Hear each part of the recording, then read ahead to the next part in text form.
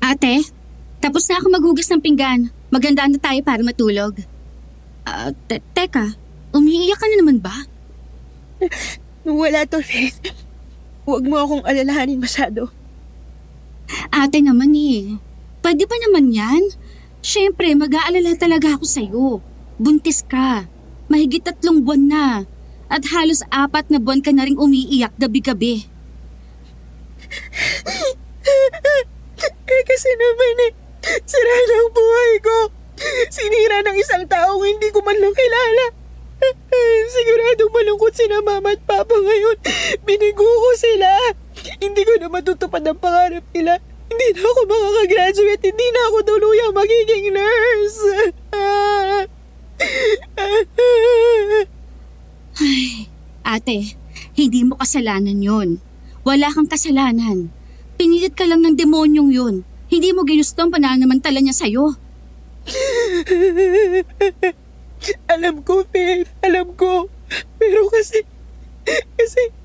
hindi pa rin nagbabago ang kalagayan ko ngayon. Nabuntis ako at sira na ang buhay ko. Sandali lang ha, ate. Ikukuha muna kita ng tubig.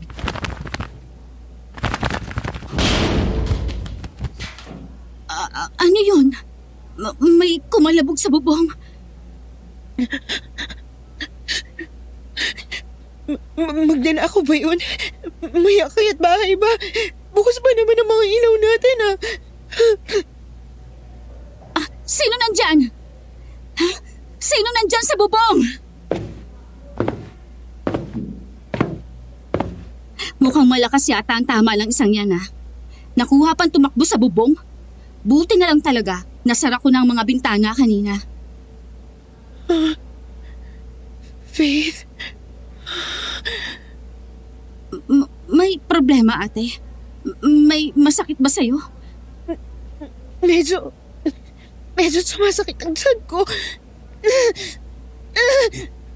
Diyos ko, ngayon ba talaga? Hindi tayo pwedeng basta lumabas. Punyeta naman Sino ba kasi ang nasa labas? Ba't ka ba nagugulo? Huwag mo bubuksan. Hindi magandang kutob kung saan. Hindi ko talaga pagbubuksan yan. Hindi sumasagot Aray ko! Teka. Nawawala na yung pananakit ng tiyan ko. Sigurado ka ba, ate? Hindi na masakit? Buksan mo, dali! Teka. Magandang gabi po. Ito ba ang bahay ni Judy? Opo. Bunsong kapatid po niya ako. Doc Cecile, kayo nga. Ba't po kayo nandito? Naku, Judy! Kumusta? Ilang buwan na rin mula nung huli kang pumasok sa ospital. Pumunta ako rito kasi nagtataka kaming lahat kung bakit biglang hindi ka na pumasok. Ay ako nang nagkusang dumalaw. Medyo napalapit ka na rin kasi sa akin At teka po, ma'am. Wala po ba kayong napansing tao sa labas kanina? Ha? Tao? Wala naman. Bakit pala? Kasi Doc, may umaali-aligid kanina sa bahay. Kumalabog dun sa may bubong tapos nagtatakbo sa bakuran. Akyat bahay yata o sira ulo. Nako, delikado yan. Pareho pa naman kayong babae rito. Sa loob na lang siguro tayo mag-usap.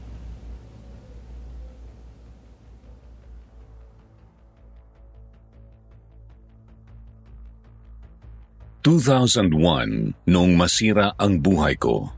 23 anyos pa lamang ako nang may isang di kilalang lalaki ang nanamantala sa pagkababae ko. Di ko nakilala ang mukha niya ng maayos dahil sa dilim niya ginawa ang kahalayan sa akin. Sa kasamaang palad, nagbunga ang kahayupang yun. Nabuntis ako.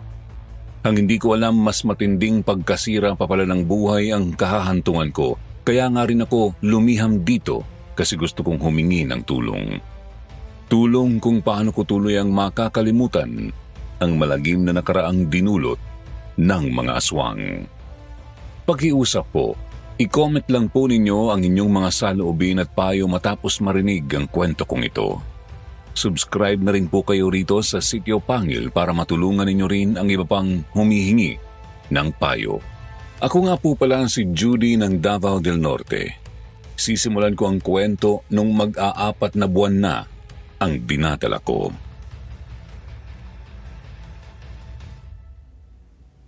Pasensya na ha kung alas 9 na lang gabi ako pumunta rito.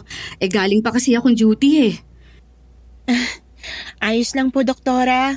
Nagpapasalamat pa nga po ko para sa concern niyo sa akin Talagang nag-abala pa kayo. Tsaka ayun, sorry din kung hindi ako nakapagpaalam ng maayos Talagang sa iba niyo pa nalaman yung nangyari sa akin. Judy, naiintindihan kita. Masyadong traumatic ang pinagdaanan mo. Talagang hindi ka basta makakabangon niya ng ganun na lang. Hindi nga po ako sigurado kung makakabangon pa ako Huwag mong sabihin yan. Ang isipin mo, makakabangon ka rin. Pwede ka pa namang magpatuloy sa pag-aaral para makagraduate ka Siguro, mga 1 taon pagkatapos mo manganak. Konti na lang din naman ang hahabulin mo. Kuha ka ng licensure exam, tapos ayos na. Ayoko po munang magsalita ng tapos, doktora. Ayoko pa nga po munang mangarap ngayon Hindi ko pa kaya. Hindi kita masisisi. Hindi rin kita pipilitin. Basta, kapag may kailangan ka, tawagan mo lang ako. Alam mo naman ang number ko sa clinic, di ba? At kung makakatulong ako na rin ang magiging OB mo. Wala kang babayaran sa prenatal. Kahit panganganak mo, sagot ko na. Ay, nakakaya naman po sa inyo, Dok. Ito naman, huwag ka mahiya. Oo nga naman ate, malaking tulong na inaalok ni doktora sa'yo. Para na rin masigurado natin ang kalusugan mo. Oo nga pala, ano naman ang pinagkakaabalahan mo habang nandito ka lang sa inyo? Wala po. Wala naman po akong ibang magawa maliban sa konting gawaing bahay. Hindi maganda yan. Lalo ka lang lalamunin ng negative thoughts niyan. Ganito na lang, ayos ba sa'yo kung aalokin kita ng simpleng trabaho? Trabaho po? Teka Dok, kaya po ba ni ate yan? Huwag kayong mag-alala. Hindi naman to ganun kabigat. Ang akin lang talaga, kahit papano, maging productive ka rin habang naghihintay ng due date mo. Diba? Ang alok ko lang naman, maging private nurse ka ng daddy ko, Judy. Naku, Dok. Hindi pa yata ako pwede dyan. Hindi pa ako lisensyado Huwag ka mag-alala. Kita ko naman ang performance mo sa OJT mo. Mahusay kang nurse. Huwag mong hayaang masayang yun. Isa pa, hindi naman komplikadong medical procedures ang gagawin mo. Imo-monitor mo lang naman ang kalusugan ni Daddy. Bale, magiging alalay ka lang niya. Ganun lang. Kahit mga 2 or 3 months ka lang dun. Tapos, uwi ka na rito para mag-prepare sa panganganak mo. Dun po ako titira sa inyo? Oo, may sahod ka. Tapos libre na yung tulugan at pagkain mo. Kahit prenatal check-up mo sa akin, libre na rin. Ayos ba yun sa'yo? Magandang alok na yan, ate. Payag ka na. Para rin naman sa'yo yan Kung sa bagay, para sa'yo na rin. Para makapag-concentrate ka sa pag-aaral mo. Huwag mo kong isipin, ano ka ba? Ang unahin mo ang kalusugan mo at yung bata. Sabihin na natin hindi planado yan. Pero wala naman siyang kasalanan sa sitwasyon Kailangan mo pa rin siyang alagaan habang dinadala mo pa siya. Tapos, tsaka kanila magdesisyon kung papalakihin pa natin siya o ipapaampon. May punto ka, Faith. Kung nandito si Mama at Papa, siguradong yan din ang sasabihin nila. Ganito na lang. Bibigyan ko kayo ng panahon para mag-isip. Tapos, balik ako rito sa Sabado. Day off ko yun Okay na ba yun? Sige po, Doc. Ayos na po yun. Sapat na panahon na yun para magmuni-muni. Ayun! Mabuti at hindi mo naman ako tinanggihan agad. Salamat pa rin po, Doc Cecile, kasi inaalala niyo ako. May iba nga pala ako. Ano yung sabi niyo kanina? May nanggugulo sa inyo rito? Ay, opo, Dok. Una po nun, may pumagaspas. Parang tunog ng malalaking mga pakpak po. Tapos, may kumalabog sa bubong at nagpalakad-lakad siya doon sa mismong ibabaw ng yero. Sunod nun, napansin naming nagtatatakbo siya sa may bakuran. Mabuti at hindi kayo napasok dito. Yun nga po, Doktora. Mabuti na rin at naisara ko ng mga bintana at pinto bago yun. Patulog na po sana kami nun eh. Mas kinabahan nga lang kami nang kumatok kayo ng kumatok. Hindi naman kayo kaagad nagsalita nang tanungin namin kung sinong kumakatok. Ha? Pero isang beses lang naman ako kumatok ha. Nagtawag din ako kaagad. Diyos ko, mabuti na lang pala talaga di natin agad binuksan yung pinto, Faith. Nako, kung ako sa inyo, magsabi na kayo agad sa barangay ninyo. Para naman mabantayan kayo ng mga tanod ngayong gabi. Kung gusto ninyo, samahan ko kayo doon. Noon nga rin ay sinamahan kami ni Dr. Cecil sa barangay hall. Sinalaysay namin ng kapatid ko ang mga nangyari. Pagkatapos inimbestigahan ng mga tanod at nung isang kagawad ang paligid ng bahay namin. At kinilabutan kami sa nadiskubre. May kakaibang mga bakas sa bakuran at bubong. Kung susuriin ay parang yung bakas ng mga paa ng buwaya o malaking butiki. May nakita ring bahid ng napakalapot at manilaw-nilaw na laway sa may dingding at ibabaw ng yero. Anong klaseng tao o nilalang kaya yung naparito sa inyo kanina? Sayang, hindi ko napansin agad yung mga bakas kanina pagdating ko. Hindi ka namin masisisi, Doktora. Madilim kasi sa labas eh. May hinala akong mukhang inaaswang ka, ate. Ha? Inaaswang? Ako? Aswang? Totoo ba yung mga ganun? Doktora, maniwala man tayo o hindi, doon tumuturo ang mga posibilidad. Una, buntis si ate. Tapos, may ganyang mga kakaibang bakas sa paligid ng bahay. Hindi naman magagawa ng ordinaryong taong ganyang mga bakas. At paano naman magagawa ng isang buwaya ang ganyang mga tunog na narinig namin? Kumatok pa nga ng malakas sa pinto. Kung ganun, kailangan nyo lalo magdoble ingat. Hindi kasi malabong bumalik yon para ituloy yung pakay niya sa ate mo.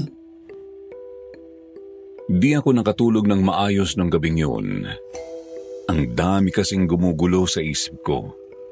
Una ay basag pa rin ang disposisyon ko sa nangyari sa akin.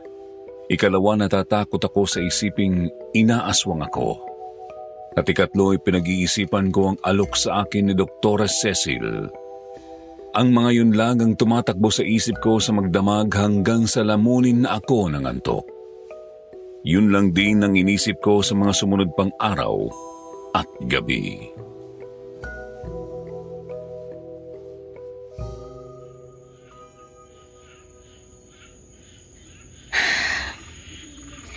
Dalawang araw na lang, Sabado na. Babalik na dito si Dr. Cecil. Tatanggapin ko kaya yung alok niya?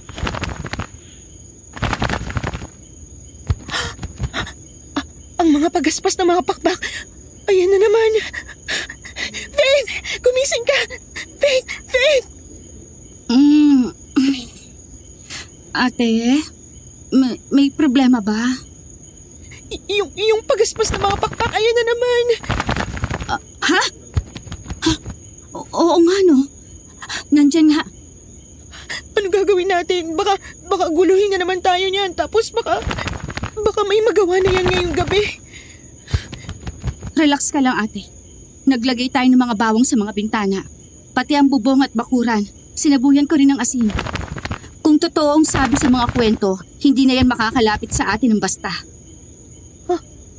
Huminto na yung pagaspas. Pero walang kalabog. Kinakabahan pa rin ako, ate. Huwag tayong makampante.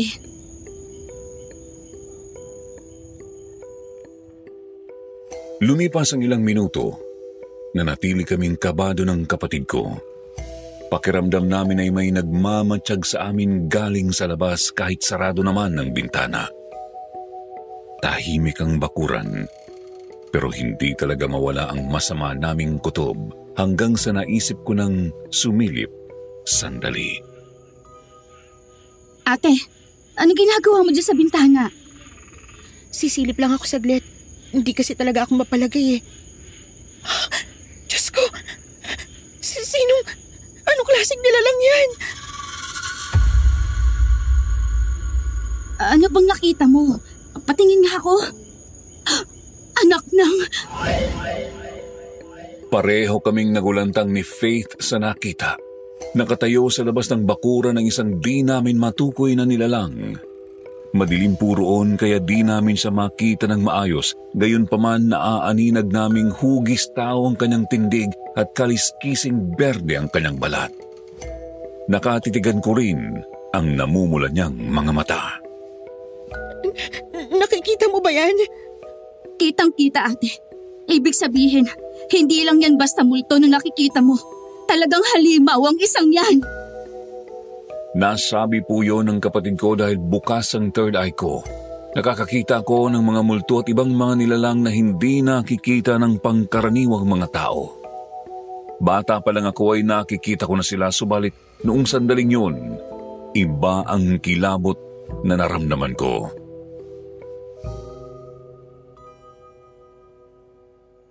Kumpirmado, ate. Inaaswang kang ha. Siguradong aswang ang halimaw na yan. Anong gagawin natin?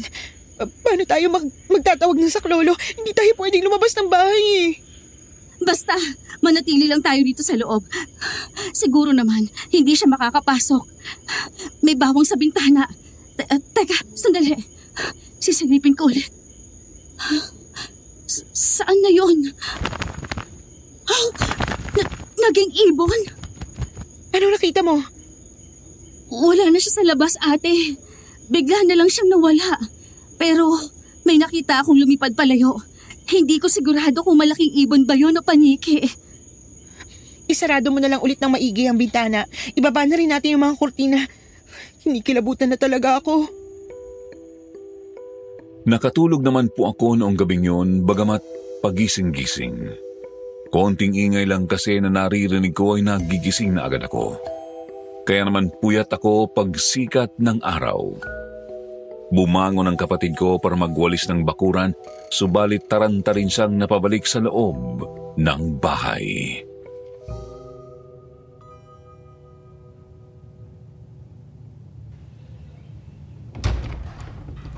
Ate! Ate Judy! Oh, ano problema mo? Bakit hindi maguhit yung mukha mo? Ano kasi, sa labas, may ano, Diyos ko. Faith, dinawin mo nga, hindi kita maintindihan eh. May patay na pusa. Tapos, yung bangkay, wasak. Ano? Wasak? Paano wasak? Dali-dali akong sumunod kay Faith sa labas ng bahay. Pagkarating namin sa bakuran ay mabilis ang itinuro sa akin ang patay na pusa. Nakasiksik sa may gilid ng dingding ng kwarto namin. Diyos ko! Ano nangyari sa pusang yan? At sino may gawa niyan? Nanlamig agad ako sa kinatatayuan ng makitang malagim na sinapit ng pusa. Nakahiwalay na po kasi ang ulo nito mula sa katawan tapos binuklat pa ang sikmura. Nagkalat ang kanyang dugo sa bahaging yun ng bakuran.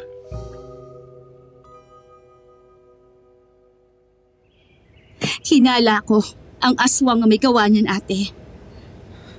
Ang aswang? Ba't mo naman nasabi? Ate, walang tao o hayop na kayang gawin niyang ganyang pagpatay. Siguradong halimaw o may gawa niyan. Maghanap na siguro tayo ng albularyo bukas, ate. Itanong natin kung paano kalulubayan ang aswang na yan. Huwag muna. Anong wag muna? Ikaligtasan mong nakasalalay dito. Nakapagpasya na ako. Tatanggapin ko na ang alok ni Doktora Cecile. Siguro naman, hindi ako susundan ng aswang kapag nasa ibang bahay na ako. May punto ka. Pero kapag sinundan ka pa rin nandun, kailangan sabihan mo agad ako. Tapos, maghanap tayo ng tulong, ate. Pagsapit ng Sabado ay sinabi ko nga kay Doktora Cecil na tinatanggap ko na ang alok niya. Hapon nung araw rin yun ay sumama na ako sa kanilang bahay. Sumama rin si Faith para ihatid ako, bagamat uuwi rin siya agad pagkatapos ng hapunan.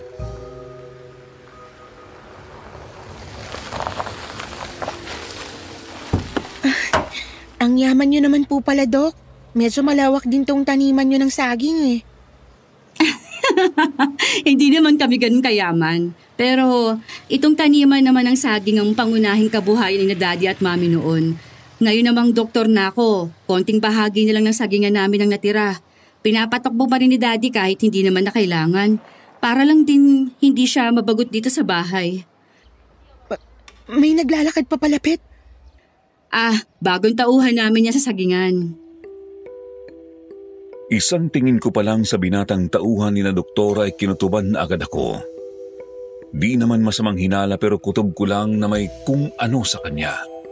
Masyado kasi siyang seryoso kung titignan at blanko ang ekspresyon ng mukha. Tipo ng tao na hindi mo talaga pwedeng basta na lang biruin.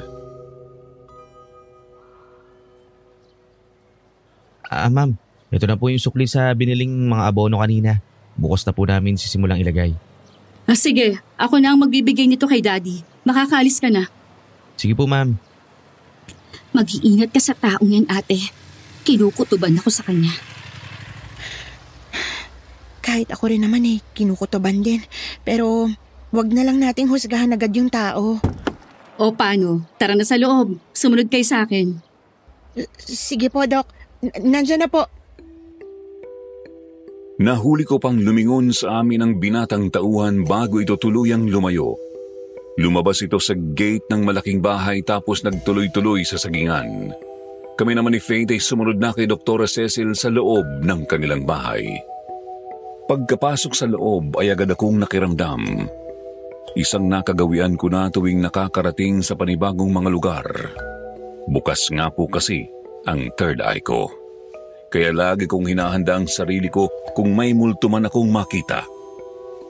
Pero wala naman akong naramdamang masamang presensya ng isang kaluluwa sa bahay ni na Dr. Cecil. Medyo kinutuban lang ako nang makita ko na ang kanyang daddy na si Sir Norman. Hoy, nandiyan na pala kayo. Sino ba sa kanilang sinasabi mo magiging nurse ko, Cecil? Siya po, Dad. Itong si Judy. Kumusta po, sir? Ito naman po ay bunsong kapatid niya, si Faith. Magandang hapon po, sir. Pasensya na po kung sumama ako. Hinatid ko lang po si ate. Nako, ayos lang. Maupo kayo rito. Dito kayo sa sala mag-usap muna, ha? Ramdam kong parang pamilyar sa akin si Sir Norman. Pamilyar sa akin yung titig niya. Pero di ko masabi kung saan ko yun nakita. Sinantabi ko na lang dahil unang beses pa lang naman naming magkita noon. Baka masyado lang akong nag-iisip o nakikiramdam ng kung ano. Huwag kang mabahala, Iya. Di naman mabibigat ang mga trabaho dito. Ayoko rin naman kasing matengka at walang ginagawa kaya ako mismo ang tumutuko sa pagluluto. May labandera rin na pumupunta rito kada linggo. Mukhang magiging maayos naman ang buhay mo dito, ate. Totoo naman ang sinabi ni Doktore. Hindi masyadong mabigat ang magiging trabaho mo rito.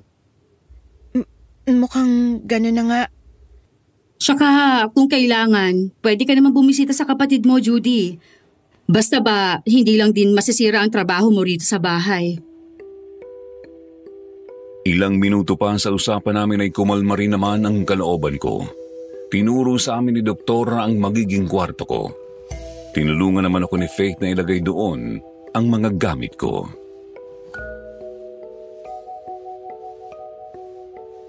Nakapalibot pala talaga sa malaking bahay ang sagingan ni Sir Norman, ano? Tapos wala rin akong makitang bahay sa malapit. Pagkapasok ko sa magiging kwarto ko ay agad akong napadungaw sa bintana.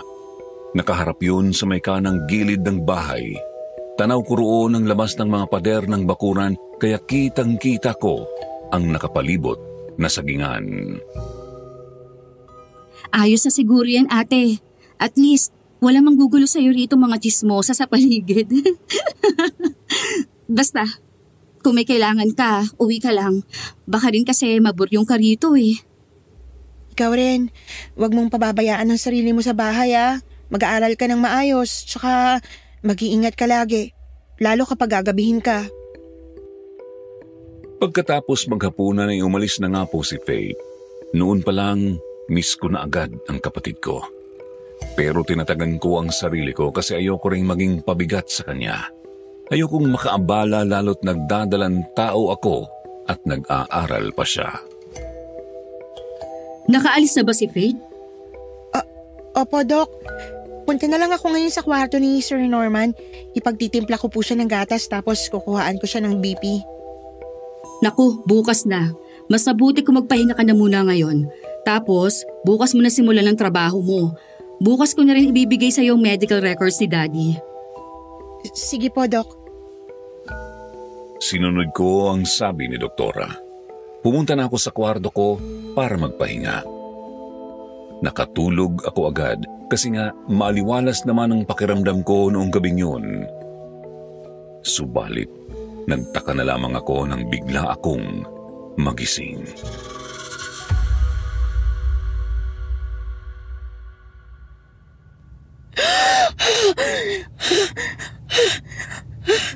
Ano? Ba't bigla ako nagising? 2:00 pa lang ah. Diyos ko, nanlalamig ako. Parang may nagmamasid sa akin. Ano bang meron? Wala naman to kanina. Sinundan kaya ako ng aswang?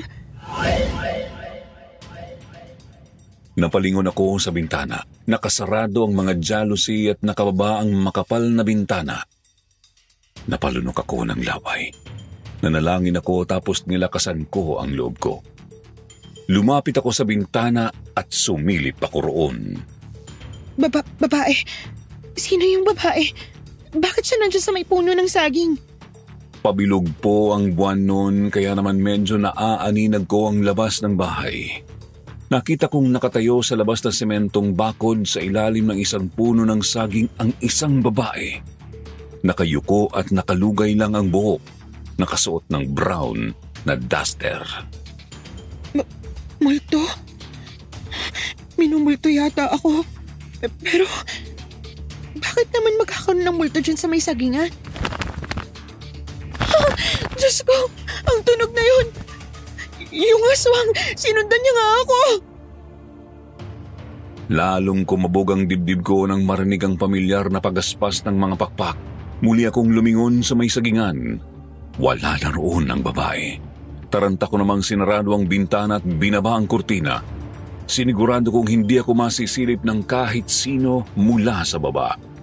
Pagkatapos ay dali-dali akong sumiksik sa kabilang sulok ng kama tsaka nagtalukbong ng kumot. Hindi ko na marinig yung pagaspas. Sana naman lumayo na yun. Sana mali ako. Sana hindi yun ang... Ilang sandali lang ay natigilan ako nang may marinig akong kumakalansing na bakal. Hindi yung tunog ng yero. Pinakinggan ko yung maigi nang hindi inaalis ang kumot na nakatalukbong sa akin. Hanggang sa mapagtanto kong kumakalansing ang grills ng bintana sa kwarto ko.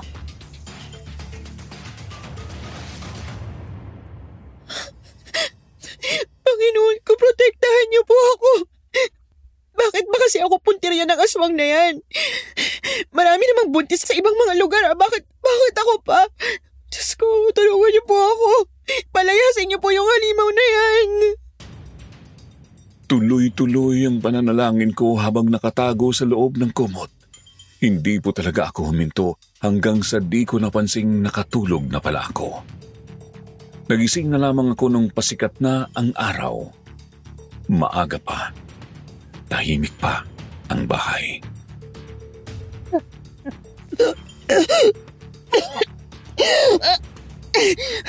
Ito na naman, natutuwal na naman ako. Hirap talaga nitong buntis. Ay, makapunta na nga muna sa kusina. Siguro naman may kalamansi doon na pwede kong amoy-amoyin. Inom na lang din muna ako ng tubig. Lumabas ako ng kwarto. Mukhang tulog pa nga ang mga amo ko kaya naman dumiretso na ako sa kusina. Bakit walang kalamansi dito? Kahit ibang mga pampalasa wala rin. Bawang, asin, sibuyas, luya. Wala. Baka nakalimutan lang nilang mamalengke. May tao sa labas. Siya yun. Natigilan ako nang makita ko sa bintana ang binatang tauhan sa sagingan. Lumakad siya sa may likod bahay at dumiretso sa pinakalikod na simentong bakod. Kita kong may tinititigan siya sa halamanang naroroon. Nagtaka ako at namalayan ko na lang ang sariling lumalakad na papalabas ng likod bahay. Magandang umaga. Ikaw? Ba't nandito ka? Nagtatrabaho kasi ako rito. Ako yung magiging nurse ni Sir Norman. Ako nga pala si Judy. Nurse? Ba't naman niya kailangan ng nurse? Wala namang nararamdaman yun ah. Malakas pa nga sa kalabaw yun eh. Ha? Hindi ko pa alam. Ngayong araw pa raw ibibigay ni doktora sa akin yung medical records ni Sir eh. Mamaya ko pa yun matitingnan. Kung ako sa'yo, mag-iingat ka sa bahay na yan. O mas mabuti pa, umalis ka na lang kaagad. Bakit naman? Mabait naman yung mag-ama. Huwag ka na masyadong maraming tanong. Makinig ka na lang. Mauna na ako. Teka sandali. Ano nga palang tinitingnan mo rito sa may halamanan? Huwag mo titignan. Ano bang...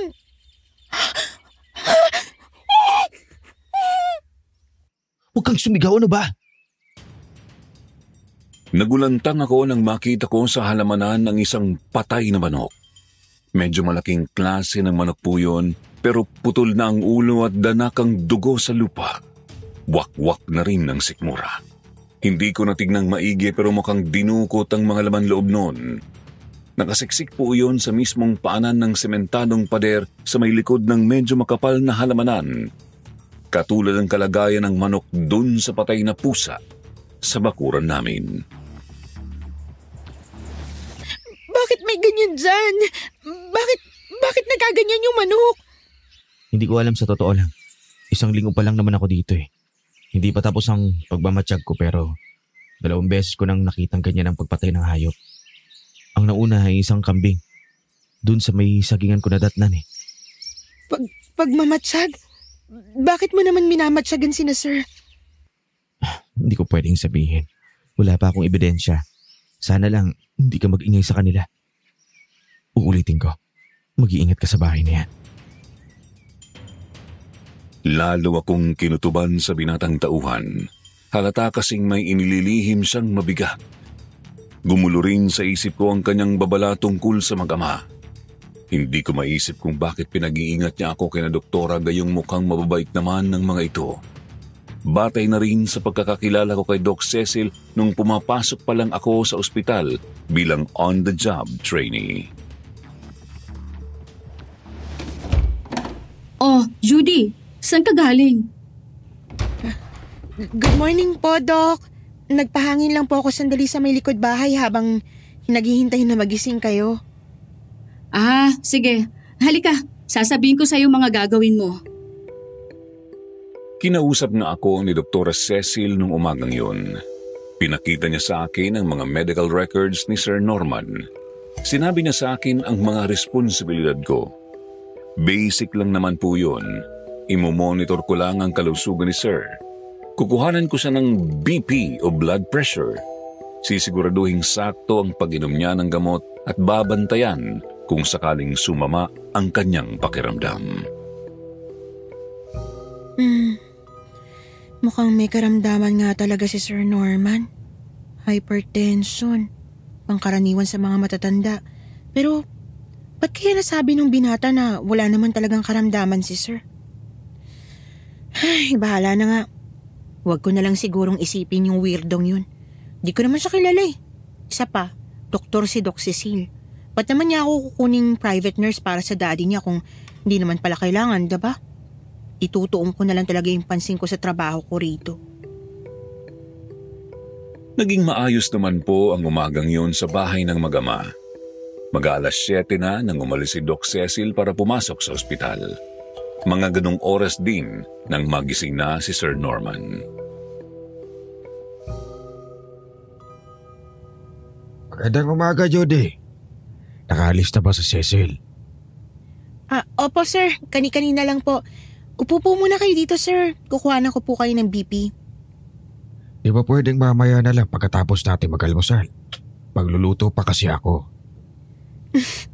Mas maganda kung ngayon na lang po para naman dire-diretso na po kayo mamaya sa araw nyo. Sige, kung sa bagay may punto ka. Oo nga pala, kumusta naman ang unang gabi mo rito? Naupo si Sir Norman sa tabi ng mesa sa kusina. Hinanda ko naman ang pangkuha ng blood pressure. Nag-uusap kaming konti noon, subalit natahimik din nang nakatitig na ako sa metro. Normal naman po yung BP nyo, sir. Pero batay po dito sa records ninyo, kailangan nyo pa rin uminom ng gamot pagkatapos mag-almusal. At saka, Sir Norman? Masama to. Hindi ko na kayang pigilan. Napakabango. Nakakatakam talaga. Sir Norman, may problema po ba? Wala. Wala naman. May napansin ka bang kakaiba sa BP ko? Wala naman po, sir. Pero po kasi parang... Wala naman pala. O siya, sige na. Maghahanda na ako ng almusal at makakain na tayo ha. Takang-taka ako sa inasal ni Sir Norman noon. Napakatalas ng titig niya sa tiyan ko. Napansin ko ring bahagya siyang naglalaway. Mabilis naman niyang inayos ang sarili ng tawagin ko, subalit hindi nawala agad ang pagkabog ng dibdib ko sa kaba kahit noong tumalikod na siya. Nanayo ang balahibo ko. Napahawak din ako sa tiyan ko. Pamilyar talaga yung mga mata ni Sir Norman eh. Hindi ko pa rin matukoy kung saan ko ba nakita ang mga matang yun, pero palagay ko, konti na lang maaalala ko na. Hindi ko alam, basta kinikilabutan ako sa titig niya sa akin. Naghanda si Sir Norman ng sandwich at kape. Pagkatapos ay tinawag niya ako para kumain. Judy, alis ako ngayong umaga. Baka hapon o gabi na ako makabalik. Sige po, sir. Maghahanda na po ako kaagad pagkatapos kumain. Naku, wag na. Tumito ka na lang muna sa bahay. Hintayin mo ako. Pero sir, trabaho ko po na bantayan yung kalusugan nyo eh. Mamaya bigla pa kayong atakihin habang nasa labas. Tsaka baka magalit si Doc Cecile kapag pinabayaan ko kayo. Hindi yan. Wag mo ako masyadong alalahanin. Manatili ka lang dito at hintayin ako, ha? Maliwanag ba yun? Nagtataka man ay tumango na lamang ako. Pagkatapos mag-almusal ay umalis nga si Sir Norman. Naiwan akong mag-isa sa bahay. Kaya naman naglinis na lang ako ng konti tsaka pumunta na sa kwarto ko.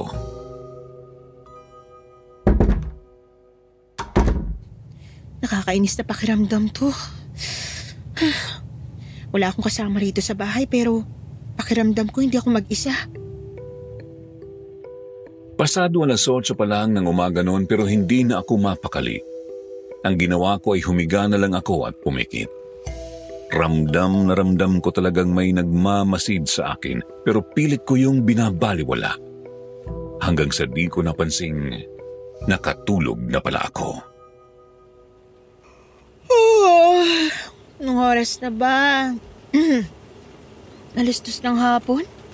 Haba naman ang tulog ko. Tsaka, umuulan.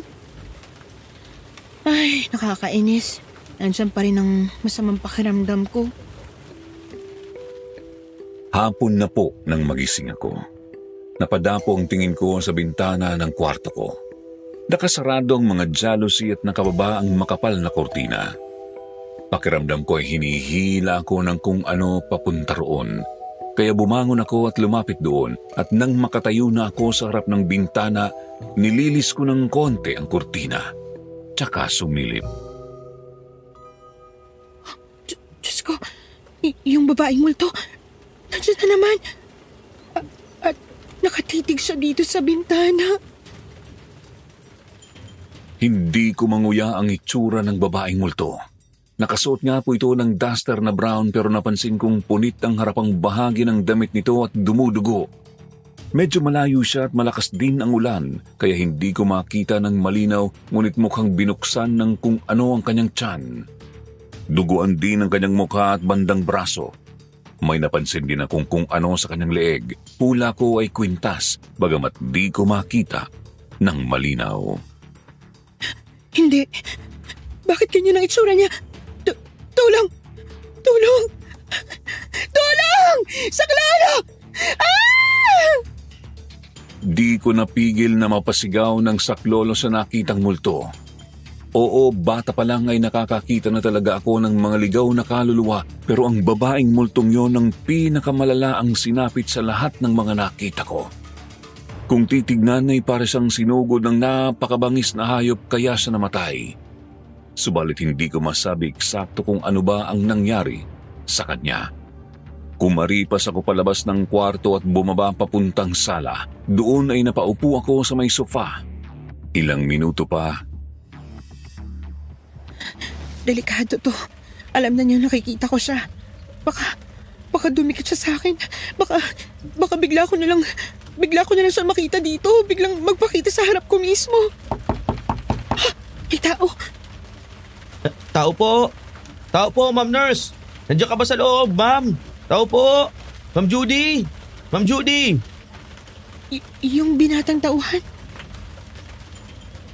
Dali-dali kong pinagbuksan ng kumakatok. Bumungad sa akin ang binatang tauhan sa sagingan ni Sir Norman. Halata ko sa mukha niya ang pag-aalala at pagtataka. Basang-basa rin siya dahil sa ulan. Ikaw ba yung sumigaw ng saklolo kanina? May nangyari ba dito sa loob? Oo, ako yon. Pasensya ka na kung pinag-alala kita. Kasi may nakita lang ako. Ano bang nakita mo? Multo. May multo sa sagingan. Seryosong napatitig sa mga mata ko ang binata. Sa sandaling yon ay nakahanda na akong mapagtawanan. Ganun naman kasi ang madalas na nangyayari kapag nababanggit ko sa ibang tao ang nakikita kong mga kaluluwa. Kaya naman di ko inaasahan ang sunod niyang sinabi. Hindi na talaga ako magtataka kung may mga nagpaparamdam na nga dito sa impyernong bahay na to. Impyernong bahay? Ano bang ibig mo sabihin? Nakauwi na ba si Sir Norman? Hindi pa eh. Pwede ba tayo mag-usap? May kailangan kang malaman tungkol kina Sir at kay Doktora. Kailangang malaman? Hinayaan kong makapasok ang binata. Iniwan niya ang basang tsinelas sa labas ng pinto at pinahid ang talampakan sa doormat. Umupo siya sa may sofa sa may tabi ng pinto. Kita kong iginala niya ang kanyang mga paningin sa buong sala. Ano ba kasi yung sinasabi mo? Ano bang meron sa bahay na to? Kina Doc at Sir Norman? Yung manok kanina sa may bakuran. Ba't may ganun doon? Tapos pinag-iingat mo pa ako. Sa totoo lang, nawiwirdohan na talaga ako sa'yo eh. Pasensya ka na. Hindi ko pa man pakay naguluhin ang isip mo. Pero may kailangan lang talaga akong mahanap sa bahay na to. Ano ba kasing kailangan mo rito? Kung masama ang palagay mo kina Sir, bakit ka pa namamasukan dito? Teka, ano nga palang pangalan mo? Kevin. Ako si Kevin. Dating kasambahay ang nanay ko rito. Mga 15 taon na rin ang nakakalipas. Kaso hindi siya nakauwi. Bumuntong hininga si Kevin. Kita kong lumungkot ang kanyang mga mata. Nawala ang nanay mo? Kinausap niyo ba noon sina Sir? Kinausap sila ng lolo ko pero sinabi lang nilang naglayas daw si nanay. Di raw nila alam kung saan nagpunta. Malabo namang totoo yun kasi nga naghihintay pa ako dun sa amin eh. At saka isa pa, sabi ni lolo, hindi naman kalantaring babae si nanay. Ang tatay mo nasan? Namatay siya nung 3 anyos pa lang ako. Ang lolo ko naman, nung nakarang taon namatay. Bali, ulila na ako ngayon. Ha? Teka, kung ganon, nandito ka para hanapin ang nanay mo? Oo. Palagi ko nga talaga, may ginawang di maganda si Sir kay nanay. At saka isa pa, nalaman kong marami ng mga babaeng kasambahay at trabahador ang nawawala dito. Kahit mga babaeng bayaran, minsan nawawala rin. Halos 3 beses sa isang taon may nawawala. Sigurado ka ba dyan sa sinasabi mo? Yan mismo ang dahilan kaya pinag-iingat kita. May kutob kasi ako na baka ikaw ang susunod nilang biktima. Diyos ko, ano naman kayang ginagawa nila sa mga babaeng yun? Yan ang hindi ko pa alam. Masyado silang nag-iingat. Wala akong mahanap na ebidensya pero teka, saan mo nga pala nakita yung multo? Ang multo? Doon sa may kanang bakod. Kung saan nakaharap ang bintana ng kwarto ko, may isang puno ng saging doon na medyo malayo ng konti sa iba. Doon ko siya nakita sa may ilalim noon. Titignan ko. Uusisahin ko ang puno yun. Sasama ako. Sigurado ka ba? Natatakot ka sa multong yun, di ba? Alam na niyang nakikita ko siya. Malaki yung posibilidad na hindi niya na ako titigilan. Kaya sasama ako ron. Titingnan ko kung anong pinakamabuting gawin. Umuulan pa rin nang lumabas kami sa pinto pero di na ganun kalakas. Lumakad kami palabas ng gate at dumiretso sa may sagingan. Pagkaliko pa lang ay kumabog na agad ang dibdib ko hanggang sa tuluyan na akong napahinto sa paglalakad nang matanaw ko na ang puno ng saging na may multo. May problema ba, Ma'am Judy? Ayos ka lang? Yung multo, nakikita ko na siya. Nakatitig siya sa atin. Tumitingin siya sa'yo. Saan? Bakit naman sa akin?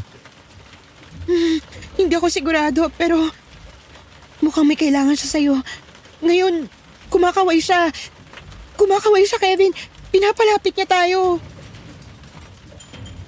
Nanlamig ako ng gusto kahit medyo malayo pa kami sa multo.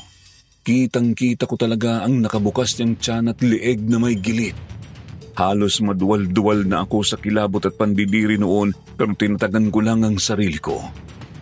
Pinasadahan ko pa siya ng tingin hanggang sa mapansin kong kwintas nga ang suot niya sa kanyang leeg.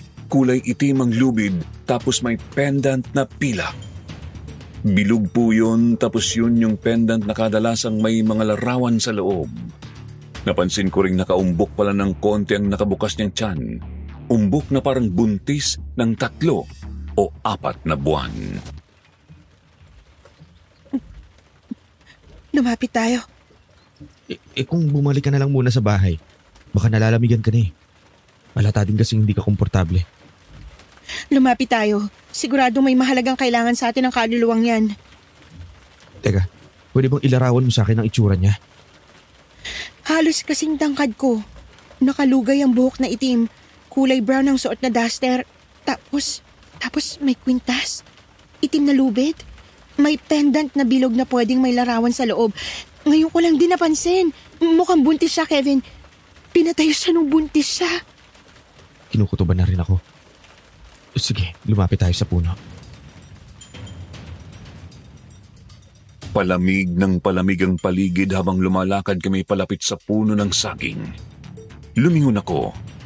Walang ibang tao. Tumingin ako ulit sa babaeng multo. Huminto ito sa pagkaway ng nasa 3 metro na lang ang layo namin sa kanya. Totoo nga. Mukhang may multo nga. Nararamdaman mo na siya? Oo, nararamdaman ko yung kakaibang lamig mula dyan sa puno ng saging. Tapos patindi ng patindi yung lamig. Palamig ng palamig dahil lumalakad siya palapit sa'yo. Ha? Sa akin? Bakit naman sa akin? Natigilan ng binata nang kumapit ang multo sa isa niyang braso. Hindi pa ito huminto.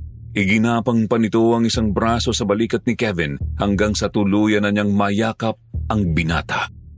Nilapit niya ng husto ang namumutlang mukha sa gilid ng ulo ni Kevin. Diyos ko, anong ginagawa ng multong yan? Nay, kayo po ba yan? Nanay ka rin. Nanay ko. Kayo nga po, Nay. Ano ginawa nila sa inyo? Ano?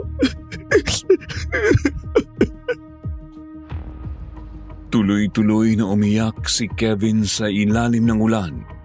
Ilang minuto rin siyang niyakap ng kaluluwa ng kanyang nanay Karen hanggang sa kumalas na ito at muling lumingon sa akin.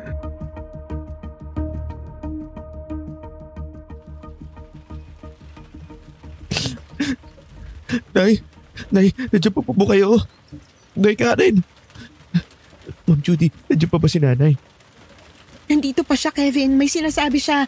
May tinuturo siya. Tinuturo? Kevin, kumuha ka ng pala. Bilisan mo. Ha? Pala? Para saan? Huwag ka na magtanong. Bilisan mo na. Oo, kukunin ko na. Teka, sandali. Agad tumakbo si Kevin para kumuha ng pala. Ako naman ay nakatitig lang sa multong nasa ilalim ng puno ng saging. Tinuturo nito ang lupang kanyang kinatatayuan. Todo ang kabog ng dibdib ko sa matinding kaba. Di ko na rin mapigil ang mapahawak sa tiyan ko. Ma'am Judy, eto na pala. Anong hukayin natin? Dito. Sa mismong bahaging to, hukayin mo. Bilisan natin bago pa may makakita sa atin. Sige.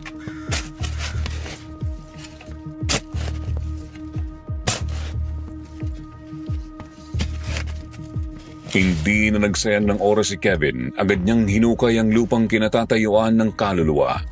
Tumingin ulit sa akin ang kanyang nanay Karen bago ito naglaho.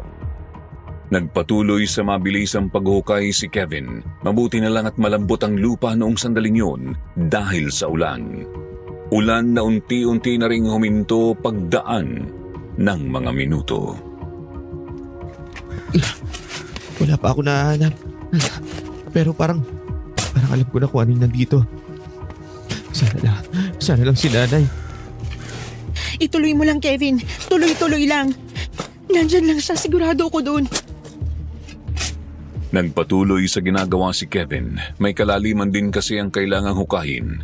Kita kong todo na ang pawis niya noon pero kita ko ring wala siyang balak na tubingil.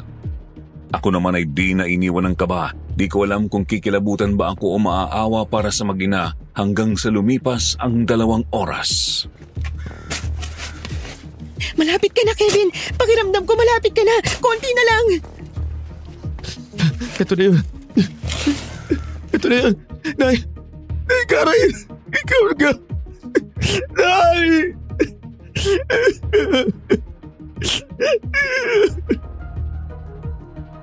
Napatigil sa paghuhukay ang binata nang may matamaan siyang kalansay. Sinuri niya ang mga butong yun. Kita kong tinignan niya ang kwintas nito na may bilog na pendant. Binuksan niya yun at nakita namin ang litrato ng isang babaeng may kasamang batang paslit. Doon din mismo ay muli siyang napahagulhol. Tinatawag ang kanyang nanay habang umiiyak.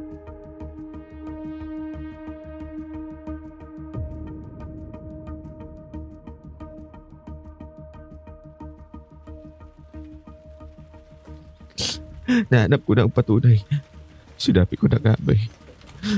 Sinabi ko na eh. Diyak ako may kinalaman sila Sir Norman sa nangyari kay nanay. Ang damit ng kalansay. Itong kwintas. Kay nanay Karen to. Si nanay ang nakalibig dyan, Ma'am Judy. Ikaw ba yung bata sa larawan, Kevin? Yang babae ba ang nanay mo? Oo, kami nga to. Yan ang nanay ko at ako yan ang bata ko. Anong plano mo? Gaganti ako. Igaganti ko si nanay. Pero bago yun, gusto ko munang siguraduhin magiging ligtas ka, Ma'am Judy. Kailangan mo nang umalis dito. Pagaspas! Yung ibon! Diyos ko! Muli akong ginapangan ng kilabot nang makita ang itim na ibon sa himpapawid. Yun din ang mismong ibon na nakita ko sa labas ng bintana namin sa bahay. At sigurado akong yun mismo ang aswang. May problema ba sa ibong yan, ma'am? Ang aswang! Yan ang aswang! Ano? Kung ganun, tumakas na tayo dito. Umalis na tayo dito, ma'am. Bilisan natin! Binitbit ng binata ang pala at ibinulsan niya ang kwintas ng kanyang nanay. Pagkatapos ay agad na kaming tumakbo. Lumusot kami sa sagingan. Pakay namin noon ay makalabas na sa lugar na yon, makarating sa kalsada at makasakay papunta sa bahay namin ni Faith. Subalit, Diyos ko! Ilayo niyo kami sa aswang! Tulungan niyo kami makatakas! Ma'am, kaya mo pa? Yan dyan mo, hindi ba sumasakit? Kaya ko to. Hindi pwedeng maabutan tayo ng halimaw na yun. Hindi! Ang akala niyo ba makakatakas kayo? Hindi! Hindi kayo makakalayo mga hangal. Hindi kayo makakaalis. Akin ang anak mo, Judy! Akin!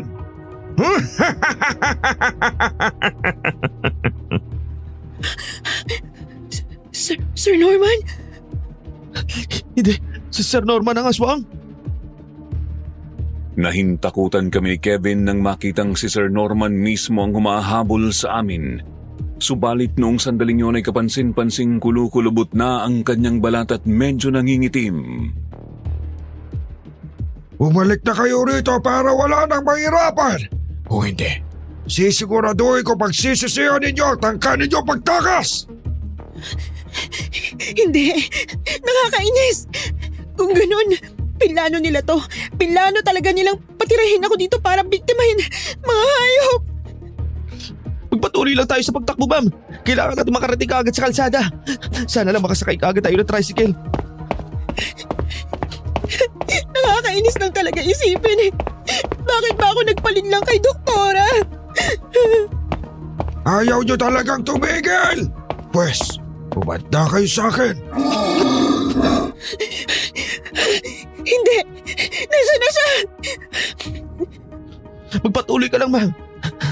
Harapin ko na yung damuhong yan. Ha? Anong binabalak mo? Malakas ang loob mo! Hangal! Hangal na kung hangal. Pero hindi kita uurungan. Igaganti ko ang nanay ko! Lumundag si Sir Norman papunta sa direksyon ni Kevin, subalit chinempohan siya ng binata. Buong puwersang winasiwas ni Kevin ang bitbit na pala at hinambalos yun sa mismong ulo ng halimaw kong amo. Buisit kang tao ka! Pagbabayaran mo pagpalag mo sa akin! Hindi pa ako tapos! Eto pa! Muling napahiyaw ang aswang nang itinaga ni Kevin ang patulis na bahagi ng pala sa balikat nito. Dumanak ang maraming dugo sa lupa at napansin kong nanghina ang halimaw. Tara naman, bilisan natin! Tumuloy na tayo! Oo, tara! Nagpatuloy kami sa pagtakbo palabas ng sagingan. Huling lingon ko sa aswang ay pinipilit nitong bumangon kahit nang hihina. Tuloy-tuloy lang kaming tumakbo hanggang sa makarating na nga kami sa may kalsada. Agad kaming sumakay ng tricycle. Pasado 5:00 na po ng hapon nito.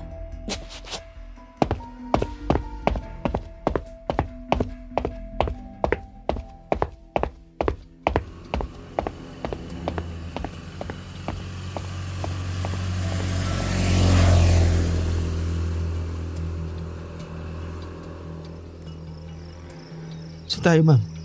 Kung ako lang at hindi kita kasama, babalikan ko talaga yung halimaw na yun. Sa bahay tayo. Puntahan natin ang kapatid ko tapos doon na tayo mag-isip kung paano tayo makakatakas ng tuluyan. Dumiretso nga po kami noon papunta sa bahay namin ng kapatid ko. Medyo malayo kaya mag-aalas 6 na ng gabi kami nakarating ni Kevin. Subalit agad kong napansing sarado pa ang mga ilaw ng bahay. Mukhang wala pa yatang tao sa loob, Ma'am Judy. Patay ang mga ilaw tapos nakalakang pinto. Baka nga hindi pa nakakauwi si Faith. Maghanap na muna siguro tayo ng ibang lugar, ma'am. Sige, mabuti pa nga. Ang kaso, saan tayo pupunta? Wala akong maisip na pwedeng lapitan eh. Pwede sana sa amin kaso malayo pa yun eh. Sa bahay ng isang kaklase ko. Subukan natin doon. Tapos bumalik lang tayo dito ng mga 9:00. Nakauwi na si Faith ng mga oras na. Sino? Hindi. Kevin, anong nangyari? Sumama ka sa akin. Doc Cecile?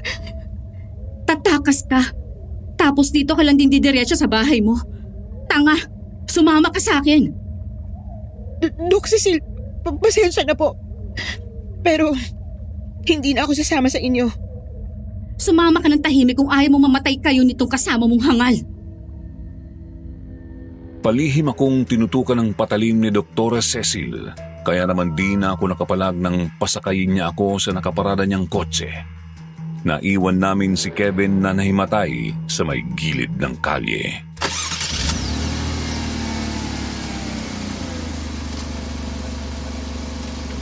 Ano po ba kasing kailangan niyo sa akin? Ba't niyo ba ako pilit na pinababalik sa bahay niyo? Hindi pa ba halata, Judy? Aswang si Daddy. Kailangan ka niya. Kailangan niya ang bata sa sinapupunan mo. Mga hayop kayo! Mga demonyo!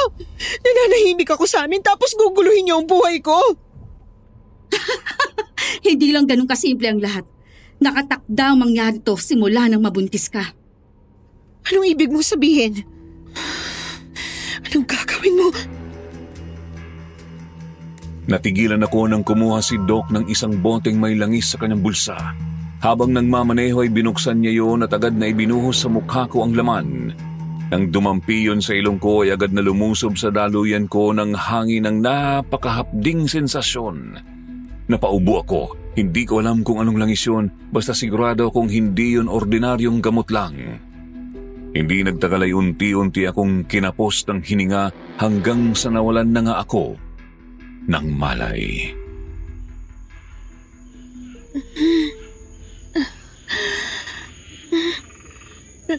Nasaan ako? Anong lugar? Sir Norman? Mabuti naman at nagising ka na. Pwede na tayo magsimula. Mga buwisit kayo. Pinahirapan niyo ako kanina. Buti na lang at napuntahan ka kagad nitong anak ko. Mga walang hiya kayo! Anong gagawin niyo sa akin? Pakawalan niyo ako rito! Pakawalan niyo ako! Nang magkamalay ako ay nakita ko ang sarili sa isang silid. Sigurado akong silid yon sa bahay ng mag-ama. Hula ko ay silid yon mismo ni Sir Norman. Nakagapos ako sa kamang nasa bandang gitna ng kwarto. Wala akong kahit anong saplot at nakabukaka ang pagkakahiga. May mga itim na kandila namang nakapalibot sa buong silid. Mga demonyo kayo! Mga baboy! Ano gagawin niyo sa akin? Bakit niyo ako hinubaran? Bakit? Napakahina ng utak mong babae ka. Aswang si Daddy. Natural, kailangan niyang makain ng bata sa sinapupunan mo. Yun nga lang. Kita kong malusog at masarap kang babae, Judy. Kaya hindi kita pwedeng patayin. Kukunin ko lang ang anak ko sa sinapupunan mo. Tapos bubuntisin kita ulit.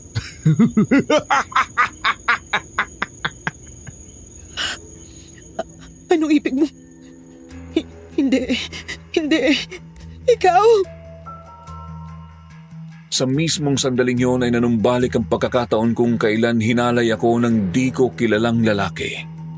Naglalakad ako noon papuntang sasakyan galing sa ospital na pinapasukan ko nang may humablot sa akin papasok sa isang eskinita. Hindi ko makita ng maayos ang kanyang mukha pero nakita kong sandali ang kanyang mga mata. Hindi. Pinlano mong lahat ng to. Pinaplano kong gumawa ng pagkain. Sinabi ko naman hindi pa na ako ang palaging naghahanda ng pagkain ko. Di ko nga lang inaasahan na makikita kung pwede pala kitang gamitin ng ilang ulit pa. Mas mabuti yon para hindi na ako mahirapan sa paghahanap ng panibagong lutuan.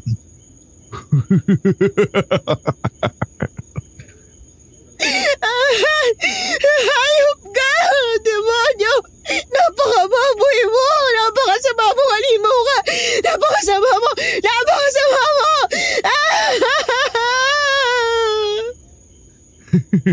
Sabihin mo na gusto mong sabihin, pero wala ka nang magagawa.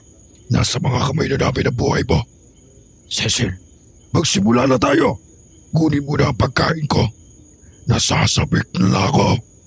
Sige po, Daddy. Wag! Huwag ka lalapit sa akin! Wag! Wag! Lumapit sa akin si Doktora Cecil. Pinilit kong makawala pero mahigpit talaga ang pagkakagapos sa akin. May kinuha siyang isa na namang bote ng kung anong langis at ipinahid yun sa tiyan ko.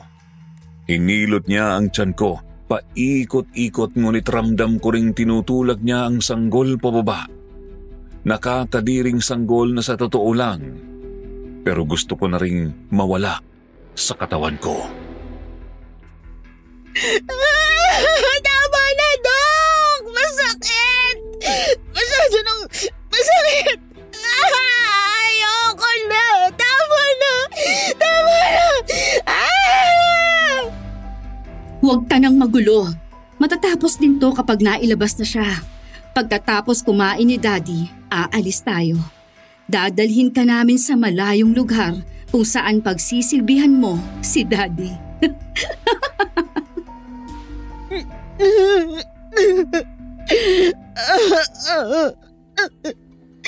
Mga hayop kayo! Mga hayop! Patindi ng patindi ang nararamdaman kong sakit. Pakiramdam ko na po noon ay hinahalukay ng husto ang laman loob ko. Ramdam ko ring pahina ng pahina ang kapit ng bata sa sinapupunan ko at pati ang tibok ng kanyang puso. Maging ako man mismo ay pahina na rin ng pahina. Tulong sa kalula. Diyos ko, ilayo niyo sa akin ang mga taong ito. Wala pa ba, Cecil? Takam na ako. Konti na lang, Dad. Konti na lang. Konti na lang.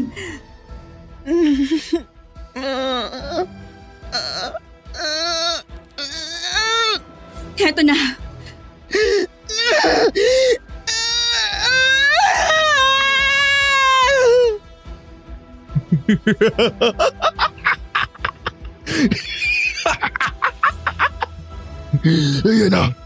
Ayan na, lalapos na! Ayan na!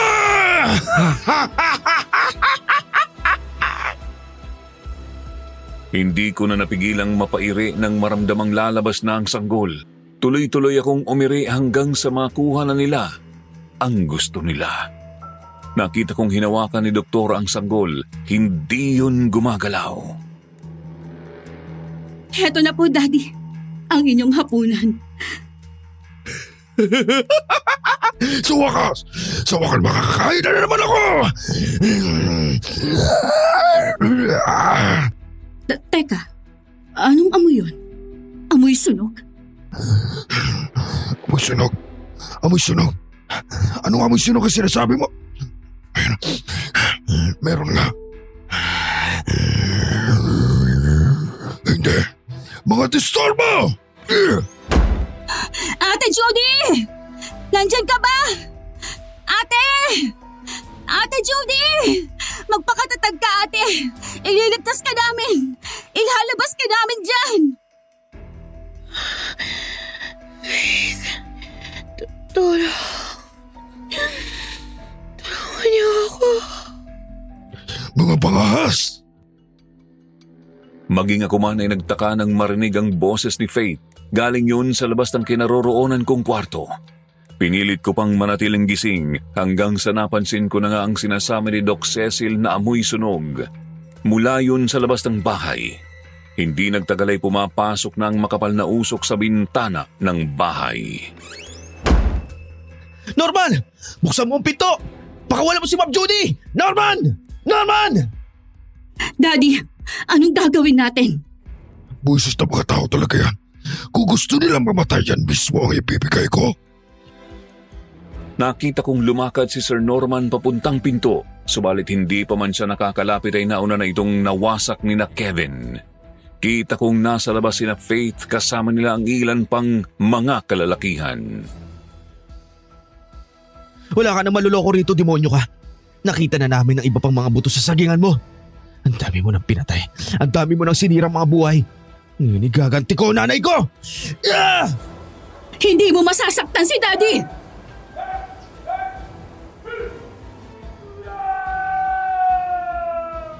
Sinugod ni Kevin ang aswang. Ang mga kasama naman niya ay sumugod din papasok upang umalalay. Ako naman ay agad na nilapitan ni Faith. Ate! Ate! Daddy! Kumapit ka!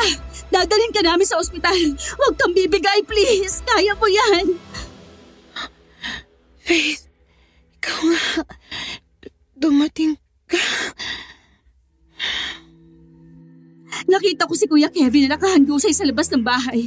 Tapos, naalala ko siya. Yung binata rito. Kinuwento niya sa akin lahat. Nang napalingon ako kina Sir Norman at Kevin ay kita kong nakatayo sa isang sulok ng kwarto ang aswang. Nasa harap niyang binatang may hawak na pinatulis na kawayan. Malapit lang sila sa bintanang pinapasukan ng makapal na usok. Nakita ko rin si Ma'am Cecil na ginagapos ng mga kasama ni na Kevin. Mga buwisit kayo! Susumbahin ko kayo mga kutong luba kayo! Daddy! Hindi! Bitiwan niyo ako! Bitiwan niyo ako, sabi! Etong katapusan mo! Igaganti ko ang nanay ko. Tatapusin na kita! Hindi mo ako mapapatay na gano'ng kadali! Halos tuluyan na akong himatayin ng aktong lulundagan ni Sir Norman si Kevin. Nakaumang ang matatalim na mga kuko ng halimaw. Mabuti na lang at mabilis na nakailag ang binata. Walang ano-ano ay mabilis din niyang tinadyakan ang tagiliran ni Sir Norman. Napalapit ang aswang sa hamba ng pintuan at doon sabay-sabay na sumugod ang iba pang kalalakihan. Mga walang iya kayo! Mga basura! Hindi niyo ako mapapatay!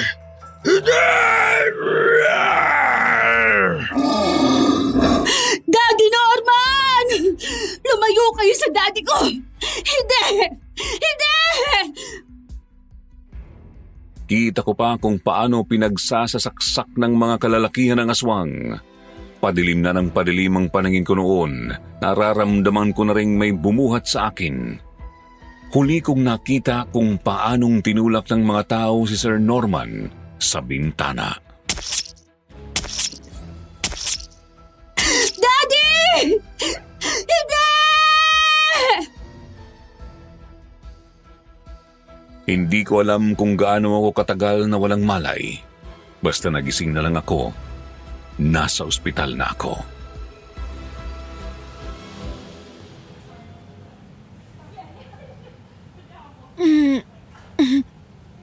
Nasaan ako? Faith? Faith, ikaw ba yan? Ay, sa wakas! Nagkamalay ka na rin, ate. Ang tagal mong tulog. Halos 4 na araw.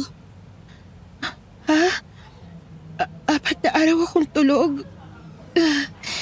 Aray ko, ang sakit ng ulo ko. Huwag mo munang pilitin ang sarili mo. Sandali lang ha. Tatawagin ko ang doktor. Relax ka lang dyan. Hinayaan ko ang sariling katawan na makapagpahinga muna. Kumain ako pero konti lang para hindi mapuwersa ang tiyan ko. Masakit pa rin kasi ang bandang sinapupunan ko. Ilang oras pa medyo nakabawi na rin ako ng lakas. Doon ay kinausap na ako ng kapatid ko. Faith, ano na bang nangyari nung nawalan ako ng malay? Napakaraming nangyari, ate. Una nun, namatay si Sir Norman. Naabo kasama ng sagingan niya. Si Doc Cecil, nagbigti. May nahanap ding sandamukal ang mga kalansay at bangkay na nakalibing sa buong sagingan. Pawang mga babae at mga buntis nang namatay. Oo nga pala. Paano kayo nakapunta dun sa malaking bahay? Ganito kasi yun, ate. Lintik na prof yun. Gutom na ako eh. May pahabol pang activity. Ha? Teka. Hindi ba siya yung... Anong ginagawa niya dyan? Kuya? Kuya, magandang gabi po. Anong ginagawa niyo po rito? Kuya? Sino ka?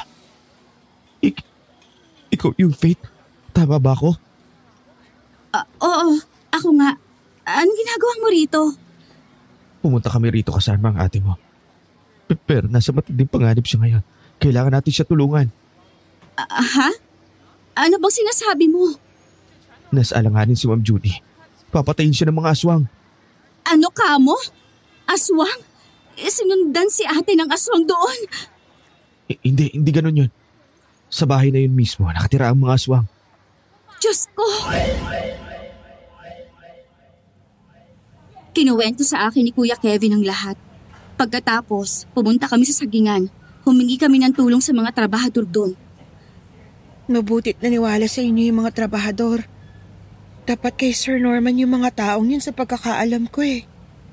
Nalaman kasi naming marami na palang nawawalang mga babae na kamag-anak nila, ate.